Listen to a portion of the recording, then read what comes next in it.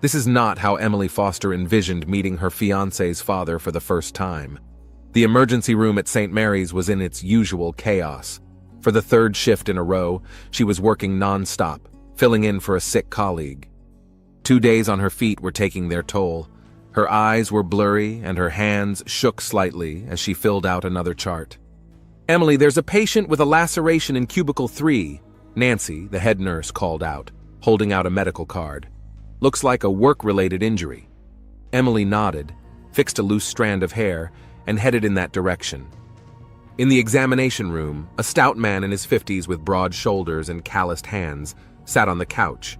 His left arm was wrapped in a bloody rag, but his expression remained perfectly calm, as if the deep wound were only a minor scratch.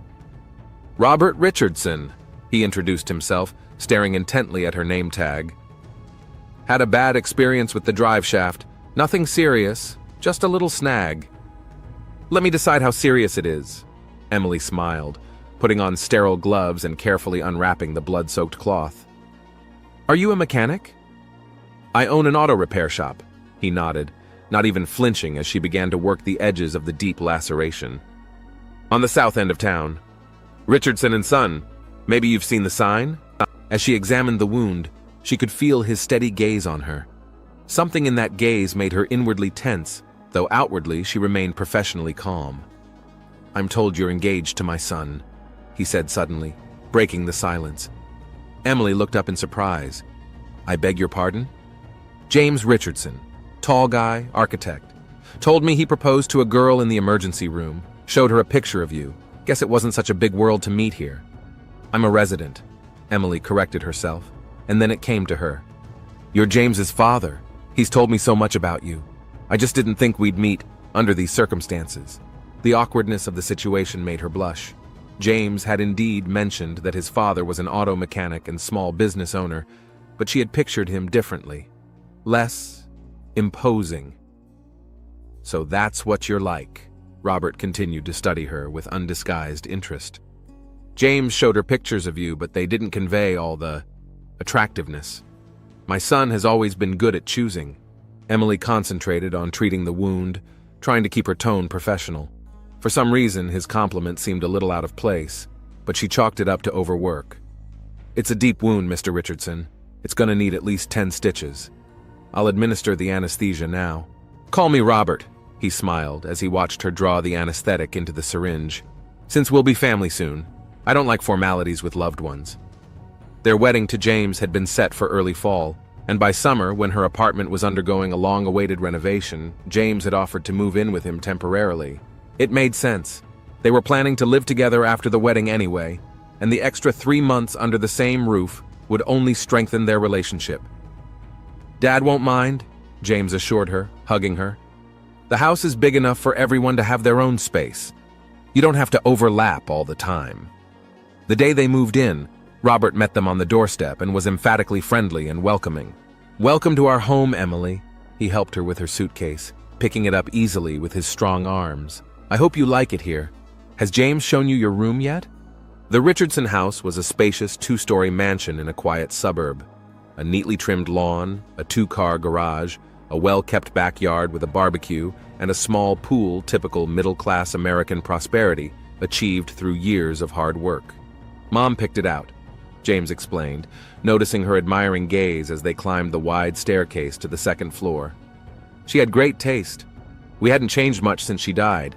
Mrs. Richardson had died of cancer 5 years ago, and since then father and son had lived together, keeping the house in perfect order, as if preserving the memory of the woman who had once filled it with life." Emily was placed in James's spacious room on the 2nd floor, with large windows and a view of the manicured garden. Robert's bedroom was in the opposite wing of the house, giving everyone the privacy they needed. A polite but reserved relationship had developed between her and her future father-in-law, which suited them both just fine. It was especially noticeable when James was away on business, which had been happening more and more often lately. "Travel is part of my profession," he explained apologetically, packing another suitcase. "This project in Philadelphia is very important for my career, but it won't take long, I promise. After the wedding, I plan to reduce travel." On nights like this, she'd have dinner alone with Robert. He asked about her work, told funny stories about the clients of his workshop, recalled what James was as a child. It was all quite ordinary and even sweet, as it should be in the relationship of future relatives. Insomnia had haunted Emily since she was a teenager. During stressful periods of life, it returned with renewed vigor, depriving her of proper rest. Moving to a new home, wedding preparations, and a busy hospital schedule all exacerbated the problem to the point where dark circles under her eyes became her constant companions. "You look like a ghost," James said one morning, kissing her gently on the forehead before he left. "Maybe you should see a specialist." "You can't do that, you're a doctor, you know that." She resisted the idea for a long time, trying to cope with folk remedies, warm milk with honey, soothing herbal teas, meditation before bed, but nothing worked. Finally, she gave up and made an appointment with a neurologist. He listened carefully, conducted the necessary tests, and prescribed a mild sleeping pill. "Start with half a tablet before bedtime," the doctor advised, writing the prescription. "If the effect is not enough, you can increase it to a whole one. But do not exceed the dosage, and do not take longer than 3 weeks without consultation." The medicine worked from the first night. For the first time in a long time, Emily slept without waking, falling into a deep, restorative sleep. But soon she noticed a strange side effect. Sometimes in the morning she felt unusually wrecked, as if she hadn't rested at all despite a full 8 hours of sleep. And then there was this inexplicable sense of unease, as if something had happened to her during the night that she couldn't remember. By early July, Emily began to notice a disturbing change in her well-being. At first, it was just increased fatigue, which she attributed to adjusting to sleeping pills and an intense work schedule. Then night sweats, a slight rise in temperature in the evenings, and general weakness were added. "Probably got the summer flu," shrugged Michelle, her colleague in the infectious disease department, when Emily shared her symptoms with her during her lunch break. "No wonder you work in a hotbed of infections. Everyone's waffling with it these days. Heat, air conditioning, weakened immune system." Emily nodded, agreeing with the logical explanation, but the inner voice kept insistently whispering that something was wrong. A week later, enlarged lymph nodes appeared on her neck and in her armpits, followed by an unexplained rash on her chest and back. As a physician, Emily realized that it no longer looked like a common viral infection or stress reaction. Everyone on the ward knew about her upcoming wedding, so no one was surprised when she asked for an extended blood test, including tests for infections including HIV. It was a common practice before marriage, just a formality, a routine medical precaution. "You can come back for the results on Monday," the lab technician said, picking up the vial of blood. "Or should I email them to you?" "I'd rather come in myself," Emily replied, pulling up the sleeve of her robe. She didn't feel any anxiety. This was just a medical protocol that she and James had already gone through at the beginning of their relationship.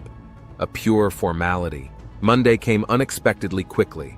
Emily was just finishing a patient's discharge paperwork when a nurse called out to her. "Dr. Morris is looking for you. He says it's urgent." The elderly lab manager, who had once been her professor in medical school, looked unaccustomedly serious as she entered his office. "Close the door, Emily," he said, indicating the chair across from his desk. "I need to talk to you." Emily's heart skipped a beat. That's no way to be summoned to a conversation with good news. "Is there something wrong with my labs?" she asked, trying to remain calm. Dr. Morris nodded, opening the results folder in front of her. "I'm afraid so. Your HIV test is positive, Emily." The room tilted. Emily gripped the armrests of the chair tightly to keep from falling. "There must be some mistake," she whispered, her mouth drying. "There must be a mistake in the analysis." "We've already double-checked it," Morris said softly, looking at her sympathetically. "Both the antibody test and the PCR. The result is unequivocally positive." "But She paused, unable to find the words. "That's just not possible, Dr. Morris." He'd known Emily for 6 years, first as a student, then as an intern, now as a colleague. She'd always been a sensible, responsible young woman. "Have you had any unprotected intercourse in the last 6 months?" he asked without judgment in his voice, purely professional. "Only with James." She shook her head, still not believing what she was hearing. "And we were both tested before we started the relationship. He was clean. I was clean. We're faithful to each other. I'm pretty sure of that. Morris nodded, thumbing through the papers. I believe you, Emily. But the facts are these. The infection is present in your system, and it appears that the infection is relatively recent, about 2 to 3 months ago.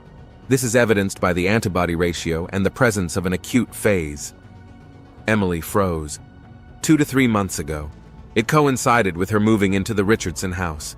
You have to tell your partner, Morris continued, breaking the long silence. By law, he has a right to know and must be tested.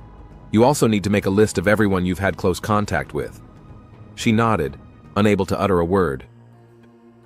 Emily, Dr. Morris stepped forward.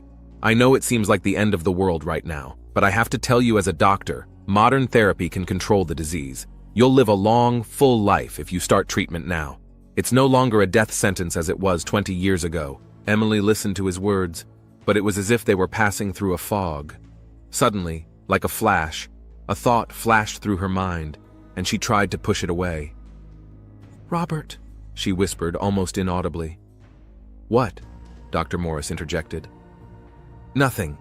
Emily stood up abruptly. Thank you for the information, Dr. Morris. Yeah, I need some time to think about it. She spent the rest of the day in a fog, mechanically performing her duties. Her thoughts kept returning to the diagnosis and the impossibility of what had happened. James couldn't have infected her. She was as sure of that as the sunrise. Someone else then. But who? She hadn't had any other partners in the last 6 months.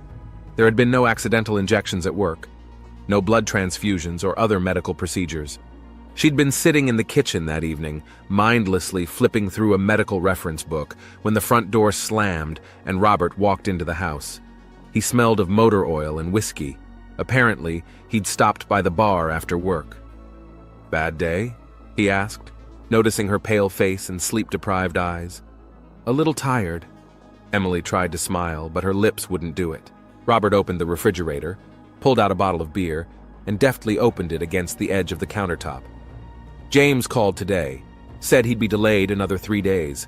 Some problem with the project, needing to redo the blueprints. Emily cringed. 3 more days in this house, alone with that man. Where were you this afternoon? She asked, suddenly to herself. I went into the workshop to talk to you. It was an impulsive question, almost an accusation. Robert turned slowly toward her, his gaze sharp for a second. Went to a parts supplier in a neighboring town, he answered after a short pause. Why? Did something happen? Nothing, just... She shook her head, averting her gaze. It doesn't matter. You seem strange today. Robert moved closer, looking at her carefully. Are you sure everything's okay? Yes, of course, Emily answered too quickly, getting up from the table. I'm just tired. I think I should go to my room. Is there anything I can do to help? He took another step toward her. Emily suddenly felt her heart beat faster. Something about his demeanor, the way he was looking at her, was vaguely unsettling. Or was it just her imagination, spurred on by the shocking diagnosis? No, thank you, she retreated to the door. I'm going to take a sleeping pill and go to bed. Good night, Robert. As she climbed the stairs, she could feel his eyes on her, and for the first time since the move, she was glad that the door to her and James's room was locked. In her room, Emily carefully locked the door and leaned against it, trying to gather her thoughts. The diagnosis didn't fit in her head, but the results were unequivocal, and as a doctor, she couldn't ignore them. Something had happened, something she didn't understand or remember. She pulled out her phone, dialed James's number. The long beeps came one after another, but he didn't answer. The person you are calling is temporarily unavailable. Please leave a message after the tone. James, it's me. Her voice shook as she spoke into the receiver. Call me as soon as you can. It's important. It's very important. Please. Putting the phone down, she walked to the window. There was a light on in the next wing of the house Robert's room. She could see his silhouette moving behind the translucent curtain, like a blurred shadow. I need proof, Emily thought, turning away from the window. She opened her laptop, connected to her home Wi-Fi, and typed into a search engine, hidden camera by. The search results showed a plethora of options, from professional equipment to simple household gadgets. Same-day delivery, read an advertisement for one of the online electronics stores. Emily took a deep breath and clicked order, selecting a miniature camera that could be hidden almost anywhere. Tomorrow I'll know the truth, she thought as she closed her laptop. As scary as it may be, the camera was delivered the next day. The unassuming box Emily received on her lunch break looked perfectly ordinary. No one would have guessed its contents. The device was tiny, little more than the size of a button, with a lens that was almost indistinguishable to the eye. All the way home, she pondered where best to mount the camera. The bedroom was spacious, with a large double bed, bookshelves, and an antique dresser. It needed a place with a good view, but inconspicuous enough not to attract attention. At home, the first thing she did was check to make sure the door was locked, then took the camera out of its packaging. According to the instructions, the device could run for up to 12 hours on a single charge and would activate when motion was detected, saving battery life and memory. After brief deliberation, Emily chose the bookshelf opposite the bed. Among the many volumes on medicine and fiction, the tiny camera was virtually invisible. She set it between two books, pointing the lens at the bed, then stepped back to check the view. Perfect. The device covered the entire bedroom, including the door and most of the bed. Activating the recording, she made sure everything worked and stashed the remote in her purse. Now all that was left to do was wait. The next few days passed in agonizing anticipation as Emily continued to take sleeping pills, partly because of her real sleep problems, exacerbated by the shocking diagnosis, partly because of the need to recreate familiar conditions. Each morning she checked the tape but found nothing suspicious. James had finally returned from a business trip, and his presence calmed her anxieties a little. That night, Emily slept truly peacefully for the first time in many days, without the sense of strange anxiety that had been haunting her lately. "You never said what you wanted to discuss," James reminded her the next morning, pouring himself a cup of coffee. "Your message made it sound important." Emily froze with the cup in her hands. She wasn't ready to tell him about the diagnosis yet. Not now, not before she knew exactly what had happened. "It can wait," she finally answered. "I was just bored and worried." "How was the business trip?" James began to talk about the problems with the project, the difficult clients, and the endless negotiations, but Emily listened half-heartedly. Her thoughts were occupied with the night ahead. James was leaving again, this time for only one night, to meet with the contractors. "I don't want to leave you alone," he said, packing his briefcase. "You've been a little pale lately. Is everything all right?" "I'm fine, I'm just tired. Work, you know." Emily tried to sound casual. "Go on, I'll be fine." After seeing him off, she went back to the bedroom and checked the camera. The battery was charged, the memory was empty, everything was ready to record. She'd spent the entire evening on pins and needles, barely touching the dinner Robert had prepared for them. "You've hardly eaten anything," he remarked, watching her closely. "James is worried about you, and so am I." "I'm just not very hungry," Emily faked a smile. "No need to worry." Robert nodded, but his gaze remained attentive. "How have you been sleeping lately? James said you were having trouble with insomnia?" Emily felt a chill run down her spine. "It's better," she said carefully. "The doctor prescribed sleeping pills and they're working."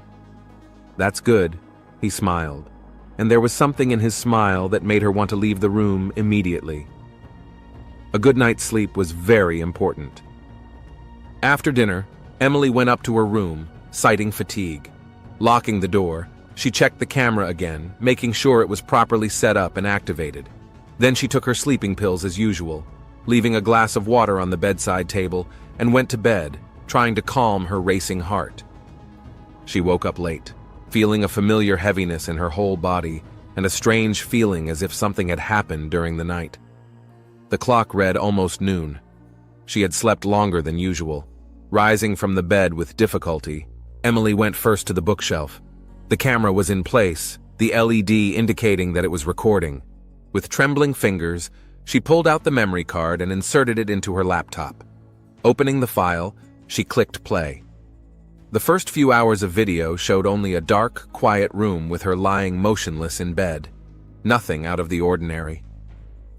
Emily began scrolling the tape forward, watching the minutes on the timer change at an accelerated rate. 2 hours and 43 minutes. The doorknob slowly turned.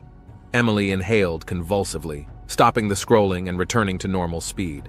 On the screen, her bedroom door opened smoothly, and Robert entered the room. He was wearing house pants and a t-shirt, moving silently, like a cat. Closing the door behind him, he stopped, listening. Emily was still on the bed. The sleeping pills had worked perfectly. Making sure she was sound asleep, Robert approached the bed. His face, illuminated by the faint moonlight from the window, expressed a strange mixture of lust and concentration. He reached out and gently pulled back the blanket. Emily stared at the screen wide-eyed, unable to believe what she was seeing. The footage showed her lying in a light nightgown, completely relaxed and defenseless. Robert crouched on the edge of the bed, and for a few moments just stared at her. Then his hand slowly reached up and touched her face, slid down her neck, slid lower. Emily abruptly pressed pause, feeling nausea coming up to her throat. She had to take several deep breaths to calm herself. What she saw was unambiguous, unequivocal. Robert, her fiancé's father, was sneaking into her bedroom while she slept, and she forced herself to continue watching, though every second was agonizing. The tape mercilessly captured Robert, pulling the blanket off her completely, his hands sliding down her body, tugging up her nightgown.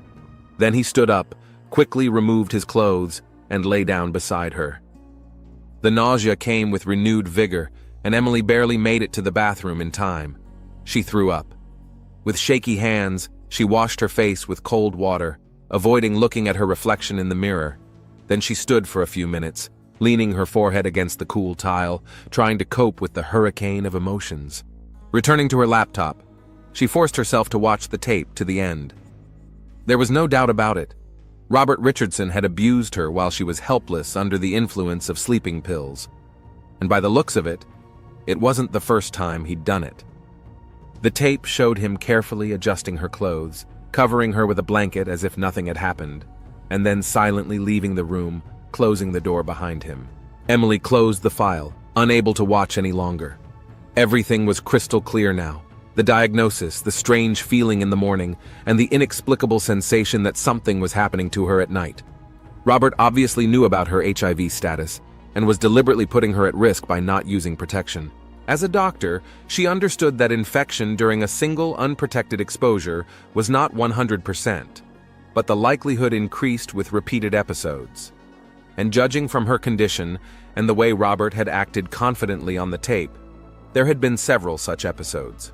Her first impulse was to call the police immediately. Her hands were already reaching for the phone when she stopped. She had the evidence, but what next? Investigation, public trial, depositions, gossip. James. What would happen to James when he found out? His father, the man he loved and respected, had turned out to be a monster. She saved the recording to a flash drive, then another for safekeeping. After some thought, she decided to upload the file to password-protected cloud storage, so the evidence would be preserved no matter what happened. The sound of the front door opening made her flinch. James had returned earlier than expected. She heard him coming up the stairs and quickly closed the laptop. "Emily?"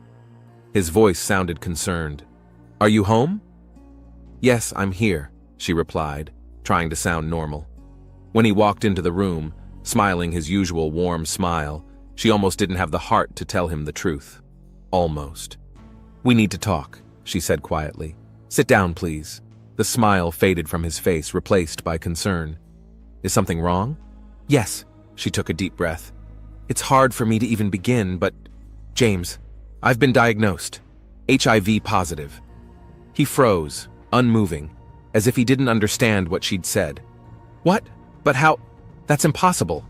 "That's what I thought too." Emily opened her laptop. "Until I found out the truth." Her voice shook as she told him about her suspicions, about the camera she'd installed. James listened, growing paler with each word. "I need you to watch this," she said, opening the video file. "But I have to warn you, it's horrible."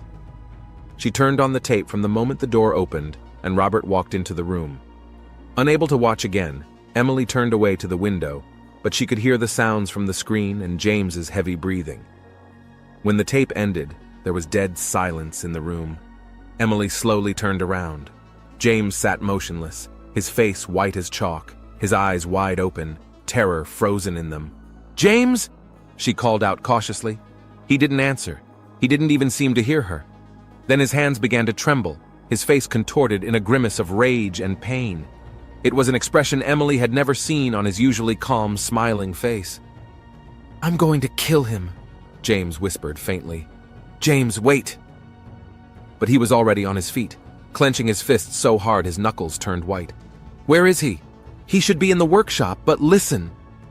James turned to her, and Emily stepped back. The fury in his eyes was so fierce that for a moment she was afraid. "I'm calling the police," she said, trying to get through to him. "We have proof. He'll go to trial. He'll be punished." "Trial?" James shook his head. "What the hell kind of trial after what he'd done?" His voice shook with anger. Then suddenly he was silent, as if something had shifted in him. His gaze became cold, focused. "I'm sorry. You're right," he said in a suddenly calm tone. I need to think." Emily watched him anxiously as he walked over to the window, looking out into the distance. His shoulders were tense, but his voice sounded almost casual when he spoke again. "Does he know I'm back?" "I don't think so. I haven't been down all day." James nodded, still looking out the window. "Good. I need to, check on something in the garage. You call the police." "James, what are you up to?" Emily asked with growing concern. He turned to her, and she saw that his eyes were strangely empty, as if something had gone out in them. "Nothing. I just want to check my tools. Call the police, Emily." He came over and gently touched her face, kissed her forehead. "I love you. Whatever happens, remember that." Before she could respond, James left the room. Emily heard his footsteps on the stairs, then the front door slammed. She ran to the window and watched him cross the yard and enter the garage. Nothing happened for a few minutes. Then James stepped out and walked confidently toward his car. Without looking back, he got behind the wheel and drove away. Emily was left standing at the window, not knowing what to do. Call the police? But what to say? My fiancé drove off with a kind of weird look on his face after he found out his father raped me? They'd only laugh. She sank down on the bed, feeling utterly devastated. The events of the last few days seemed to have drained her of all her strength. Diagnosis, the recording, the conversation with James, it was all too much for one person. The phone rang, making her flinch. James's name popped up on the screen. "Yes?" she answered hurriedly. "Emily," his voice sounded oddly calm. "I'm going to the workshop. Don't call the police yet, okay? I want to talk to him first, find out why." "James, I don't think that's a good idea," she objected. "In your condition—" "I'm perfectly fine," he interrupted. "Just trust me, okay? I'll call you later." The connection went dead. Emily stared at the phone, unsure of what to do. Something in James's voice disturbed her. That unnatural collectedness after the initial explosion of rage. It was as if he'd made some kind of decision and was now methodically carrying it out. She dialed his number, but the phone was already disconnected. Anxiety was growing by the minute. Suddenly, Emily remembered his strange words. "I love you. Whatever happens, remember that." It was like a goodbye. Grabbing her car keys out of her bag, she ran out of the house. Whatever James was up to, she had to stop him before it was too late. Robert's workshop was 15 minutes away. All the way there, Emily prayed she'd make it on time. Her hands trembled on the steering wheel, her heart pounding like crazy. When she pulled into the driveway of the workshop, she saw James's car parked out front. Robert's old pickup truck was parked next to it, so they were both inside. Emily jumped out of the car and rushed to the workshop doors. They were unlocked. It was semi-dark inside, with only a light burning in the far corner. "James?" she called out. "Robert?" No one answered. She walked toward the light, passing cars and workbenches with tools on elevators. A black sedan with its hood open was parked against the far wall. Someone's legs in oil-stained jeans were visible under the car. "Robert?" Emily called out, coming closer. The man under the car didn't move. She noticed that the car was on a simple mechanical jack, not on a hoist like the other cars in the shop. And something was wrong with that jack. It wasn't set up right, as if... Suddenly she saw a dark puddle spreading out from under the car. Terror gripped her as she realized it wasn't car oil. "Robert!" Emily shouted, rushing toward the car. But it was too late. The jack had been lowered, and the heavy sedan had crushed the man lying beneath it. Judging by the unnatural position of the body and the spreading blood, the car had collapsed right on top of his head and chest. Emily recoiled, clamping her hand over her mouth to keep from screaming. At that moment, footsteps were heard behind her. "I told you not to come!" James's voice was quiet, almost detached. She turned around slowly. He was standing a few feet away, his hands gloved, and a strange, blank expression on his face. "James, what have you done?" she whispered. "An accident," he replied, not averting his gaze. "The jack slipped. It happens. But I came and found it like this," James continued in the same calm tone. "I must have set the jack wrong. A tragic accident." Emily stared at him, unable to believe her ears. "James, this is murder. We have to call the police." "I already did," he pointed to his cell phone. "They're on their way. I'll explain everything. And you saw nothing but the result of an accident. Do you understand?" His eyes, usually so warm and loving, now looked at her with cold determination. Emily felt a chill run down her spine. "But the tape? The evidence?" "Forget about the tape," James's voice was steely. "It never existed. You don't know why you have HIV. Probably an accidental injection at work. Happens to medics. You just came here to inform your father of your diagnosis, and you found him, just like that. You're asking me to lie to the police?" Emily couldn't believe what was happening. "I'm asking you to protect both of us," James replied, stepping closer and taking her hands in his. "Emily, think about it. What would happen if the truth came out? A lawsuit, publicity, your name in all the papers. Bride contracted HIV from groom's father. Can you imagine the headlines? And then I'd be convicted of murder and you'd be alone." His voice softened, almost pleading. "I did it for you. For us. He deserved his punishment. But that doesn't mean we have to suffer for the rest of our lives." A siren wailed in the distance. James gripped her hands tighter. "Just tell me you came here and found him dead. You don't know anything else. I'll take care of the rest." Emily stared at the man in front of her, suddenly realizing she didn't know him at all. Or maybe it was the other way around. Just now she was seeing the real him, capable of such drastic actions for her. The sirens were getting closer. There was no time to think. "All right," she said at last. "I'll say I don't know anything." James exhaled with visible relief. "Thank you," he whispered, pulling her to him. "I love you. We'll get through this together, I promise." The flashing lights of police cars showed outside the workshop windows. Emily took a deep breath, preparing for her role as the bride who accidentally discovered the body of her fiancé's father. An accident. Just a tragic accident.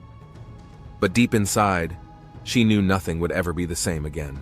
Detective Sarah Montgomery arrived on the scene 15 minutes after the first patrol crew. Her dark blue Ford was parked next to police cars and an ambulance whose flashers colored the front of Richardson and Sons auto repair shop with red and blue flashes. Sarah was a short woman with short-cropped brown hair and a tenacious look in her brown eyes. She'd seen a lot in her 12 years in homicide, but each new case still brought out that special professional curiosity that made her one of the best detectives in the department. "What do we got?" she asked, showing her ID to the officer at the door. "An accident, it looks like," the young patrolman replied. A man, approximately 50 years old, was working under a car. The jack failed and the car collapsed. Medics say death was instantaneous, multiple skull fractures, crushed chest. "Who found the body?" "The son and his fiancée." The patrolman nodded towards the ambulance, where a young couple was sitting on the folding step. "They said they came to visit their father and found him already dead." Sarah nodded and headed inside the workshop. The forensics team was working against the far wall where the black sedan was parked. The body had already been covered, but the pool of blood on the concrete floor spoke more eloquently than any words could say about the nature of the injuries. "Detective Montgomery," she introduced herself to the forensics team leader, a gray-haired man with glasses. "Dr. Levine," he nodded. "A routine accident at first glance. The victim was working under the car, using a mechanical jack. Apparently the jack slipped or broke. The car collapsed on top of the man." "At first glance?" Sarah interjected, catching the note of doubt in his voice. Levin adjusted his glasses. There's just something about the position of the body that doesn't add up. If he was on his back and working on the engine or transmission, the damage would have been in the chest area. But the brunt of the impact was to the head. It's like he turned around, well, that's an odd posture for a mechanic. Sarah squatted down to get a better look at the scene. What about the jack? Here it is. Levin pointed to the crumpled structure. Severely deformed under the weight of the car, probably defective or improperly installed. The detective scrutinized the room, noting every detail. The tools on the workbench, the half-disassembled engine in the corner, the oil stains on the floor. Many of the details seemed ordinary for a machine shop, but something still bothered her professional instincts. Who owns the shop? She asked. Robert Richardson, our victim, Levin replied. Family business, according to the sign. Sarah took another look around the room and headed for the exit. She needed to talk to the people who had found the body. The young couple was still sitting by the ambulance. The guy, tall and statuesque, had his arm around the girl, pulling her close to him as if protecting her from the outside world. As Sarah approached, he raised his head, and she saw in his eyes a strange mixture of shock and some other feeling she couldn't immediately identify. James Richardson? She asked. Yes, he nodded. Are you a detective? Sarah Montgomery, homicide. She introduced herself, showing her ID. I'm sorry for your loss. I need to ask you a few questions. James tensed slightly, but nodded. Of course. This is my fiancé, Emily Foster. The girl looked pale and shocked, but in her gaze Sarah saw not only horror at what she saw, but also some determination. Tell me how you found the body, the detective asked, pulling out a notebook. We came to visit my father, James began. His voice was steady, but the fingers clutching Emily's hand were visibly white. The workshop door was open. We went in, and, we saw him there under the car. You knew he was dead right away, didn't you? James nodded. Yes, it was obvious. And why did you decide to visit your father today? Sarah watched both of them carefully for their reactions. We wanted to discuss the details of the wedding, Emily replied, her voice trembling slightly.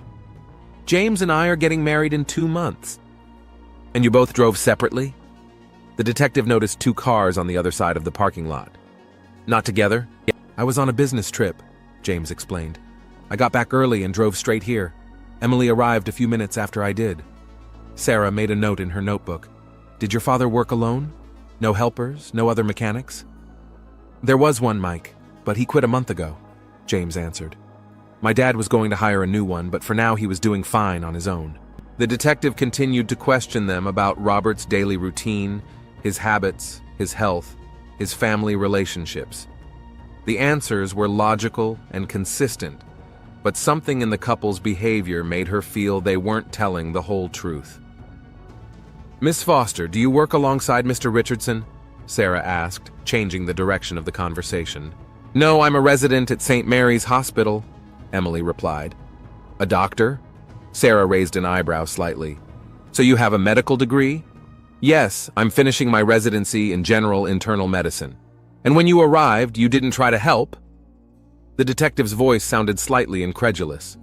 Emily shook her head. It was obvious he was dead.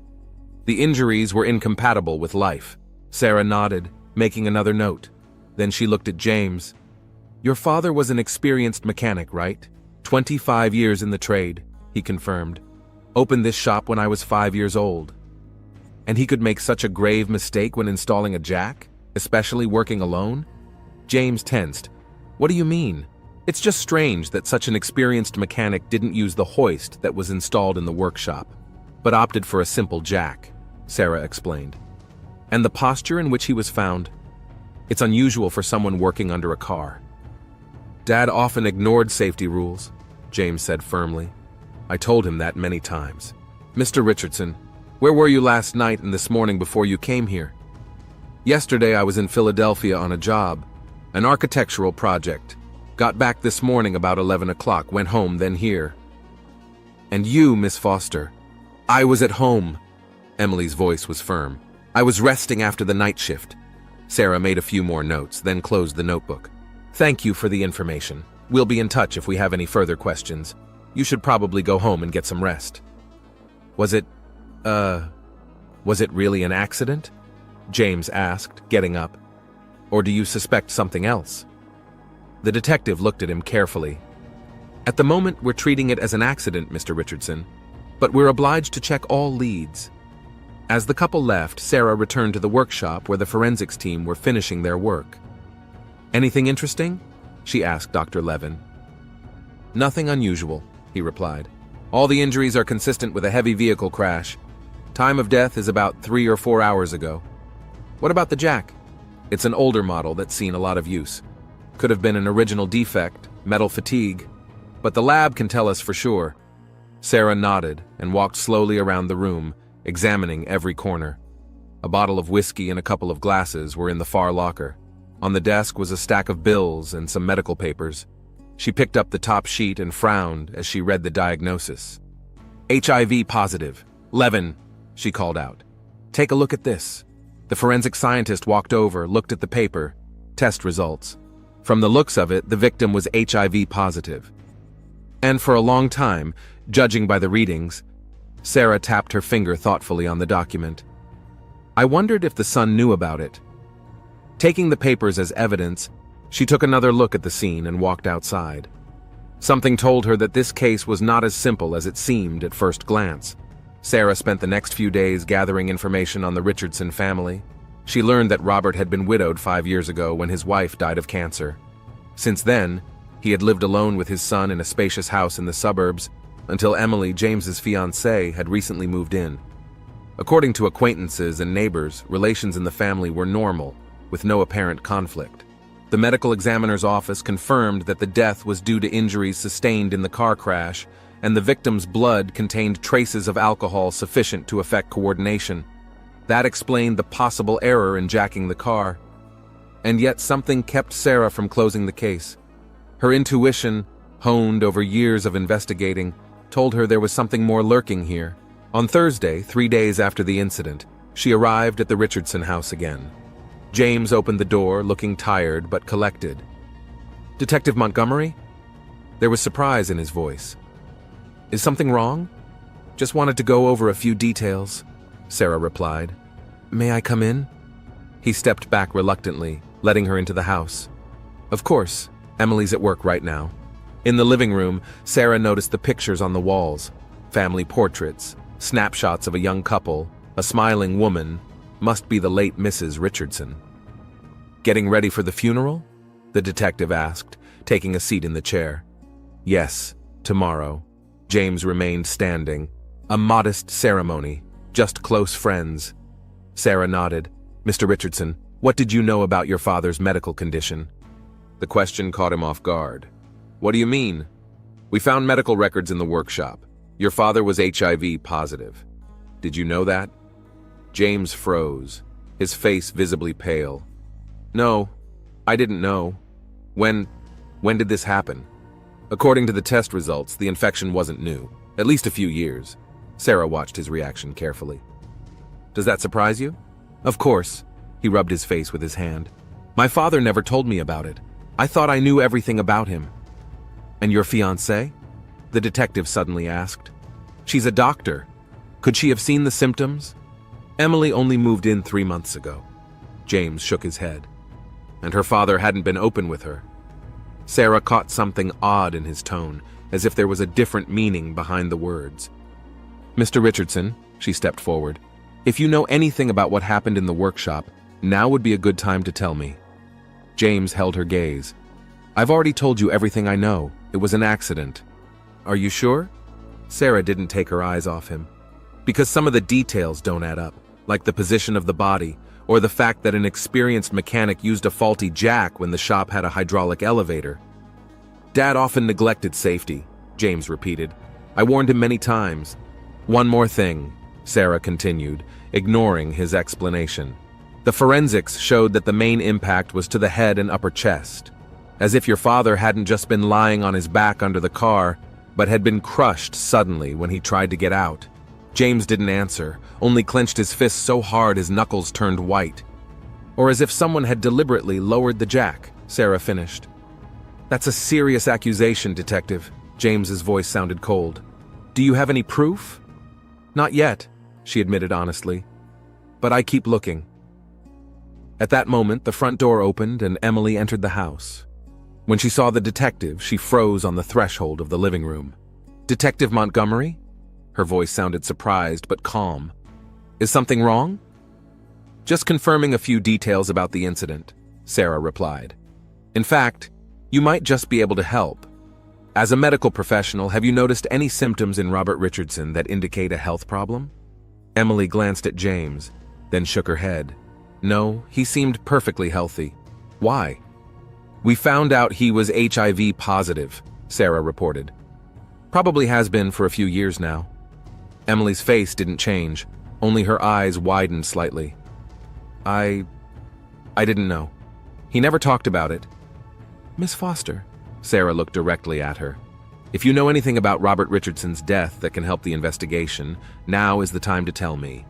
I've already told you everything I know, Emily replied firmly. James and I arrived at the workshop and found him dead. It was an accident. Her gaze was open and confident, but Sarah noticed James gently take her hand as if offering support. All right, the detective rose. Thank you for your cooperation. We'll be in touch if we have any further questions. As she was leaving, she noticed a laptop on the table by the entrance with a flash drive sticking out of it. Something about that small detail caught her attention, but she couldn't quite put her finger on what it was. Back at the control room, Sarah went through all the materials she had collected.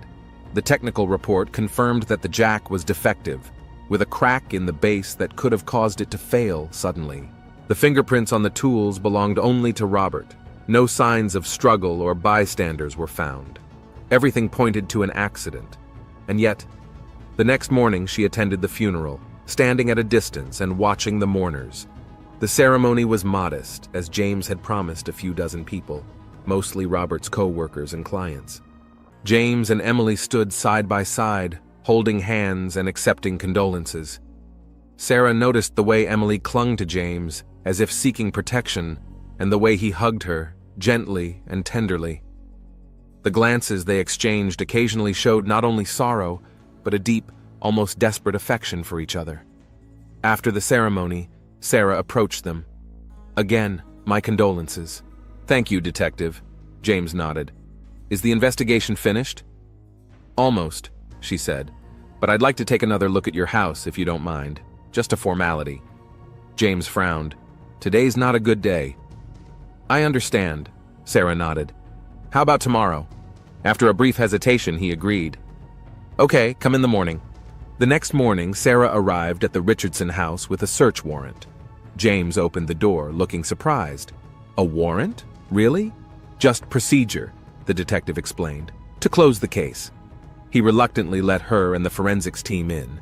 Emily was home. She met them in the living room, looking tense but determined. The search went on for hours. The team went through every room, every closet, every shelf. In James and Emily's bedroom, Sarah noticed a bookshelf where something glittered between the books. What's that? She pointed at the small object. Emily turned pale, but answered calmly, I have no idea. The detective carefully extracted the object, a tiny camera, about the size of a button. She turned to the couple. You installed a hidden camera in your bedroom? James stepped forward. We didn't install anything. What is this thing anyway? Sarah scrutinized the device. A miniature camera with a motion sensor. It's often used for covert surveillance. Emily swallowed. Yeah, I don't understand. Who would install it? Good question. Sarah packed the camera into an evidence bag. Let's see if there's any footage on it. In the living room, one of the CSIs found a flash drive hidden in a desk drawer. Sarah plugged it into her laptop and opened the single file, a video recording. What she saw made her freeze. The footage clearly showed Robert Richardson entering the bedroom where Emily was sleeping. Further footage left no doubt as to the nature of his actions. Sarah looked at Emily, who stood with her hand to her mouth, eyes full of tears. Miss Foster, the detective said quietly. Did you know about this recording? Emily nodded slowly, unable to speak. James put his arm around her, pulling her close to him. It's not what you think, he began. "I think your father systematically raped your fiancé, Mr. Richardson," Sarah said stiffly. "And she set up a camera to get the evidence and then showed it to you." James was silent, his gaze going blank. "And you," the detective continued, "decided to take justice into your own hands. You went to the shop and lowered the jack while your father was under the car." "No," Emily said firmly, finally finding her voice. "That's not true. We found him already dead. It was an accident." Sarah looked at her carefully. "Miss Foster, the tape shows what happened. You were raped while unconscious. That's a felony. You have the right to a defense." "I'm telling the truth," Emily repeated, her eyes dry and determined. "What Robert did was horrible. I set up the camera to make sure I wasn't going crazy, but his death was an accident." "You can speak frankly," Sarah said softly. "No one will judge you or James for wanting to defend yourself." "We have nothing to hide," James hugged Emily tighter. "My father committed a heinous crime, but we didn't kill him." Sarah looked at them for a long moment, then nodded. "You will need to give a formal statement to the department." They arrived at the police station an hour later. Sarah personally conducted the interrogation, writing down every word. Emily recounted her diagnosis, her suspicions, the cell. James described how he'd learned the truth, how shocked and angry he'd been. "I wanted to talk to him," he said. "I wanted to hear him explain it. But when I got to the shop, he was already dead." "Under the car," Sarah clarified, "with his head crushed." "Yes," James replied firmly. "An accident." After the questioning, Sarah let them go, but warned them that the investigation was ongoing. When they left, she sat over the case files for a long time, analyzing every detail, every word of their testimony. Technically, she had motive for the murder charge. There was opportunity. There was even circumstantial evidence to suggest that the accident might have been staged, but there was no direct evidence. James's fingerprints were missing from the jack. No one had seen him in the workshop before the body was officially discovered. Forensics confirmed the possibility of equipment failure. And then there was this tape. Horrifying evidence that Robert Richardson systematically raped a helpless woman, condemning her to a fatal disease, his own future daughter-in-law. That same evening, Sarah called James and asked for a meeting, alone, without Emily. They met in a small park on the outskirts of town. James looked tired but calm. "What do you want, detective?" he asked as they sat down on a bench. Sarah was silent for a long time, staring at the clouds in the sky. "I'm wrapping up the investigation," she finally said. The technical analysis confirmed that the jack was defective, cracked base, metal fatigue. The official cause of death was an accident due to equipment failure. James exhaled slowly, but said nothing. "You know," the detective continued without looking at him, "in 12 years on the force, I've seen a lot of different people. Criminals, victims, witnesses. I learned how to tell the truth from the lies." "And what do you see now?" James asked quietly. Sarah turned to him, a man who protected the one he loved, at any cost. Their gazes met, and in that moment there was a silent understanding between them. "What will happen to the tape?" James asked after a long pause. "What tape?" Sarah shrugged. "There's no record in the case file. There's just the jack that crashed and the fatal accident." James lowered his head. "Why?" "Because sometimes justice and the law are not the same thing," Sarah replied, standing up. "Take care of her, Mr. Richardson, and take care of yourself too." She held out her hand to him, a small flash drive clutched in it. Officially, this physical evidence was lost in transit. Destroy it and forget the whole thing. "Thank you," James whispered, accepting the flash drive. "You're welcome." Sarah shook her head. "I'm just doing my job. Establishing the truth, nothing more." She turned and walked away, leaving him alone on the bench. A week later, Robert Richardson's case was officially closed as a workplace accident caused by faulty equipment. A year passed. Sarah Montgomery was walking through a city park, enjoying a rare, sunny day. Suddenly, she noticed a familiar couple on one of the benches by the pond. James and Emily Richardson sat holding hands and watching the ducks swimming. They looked calm and happy despite everything they had been through. Sarah stopped in the distance, not wanting to disturb them. She watched as James kissed Emily gently on the temple, and she leaned against his shoulder with an expression of complete trust and love. Two people bound together not only by a shared happiness, but also by a shared tragedy, a shared secret. The detective smiled to herself and moved on,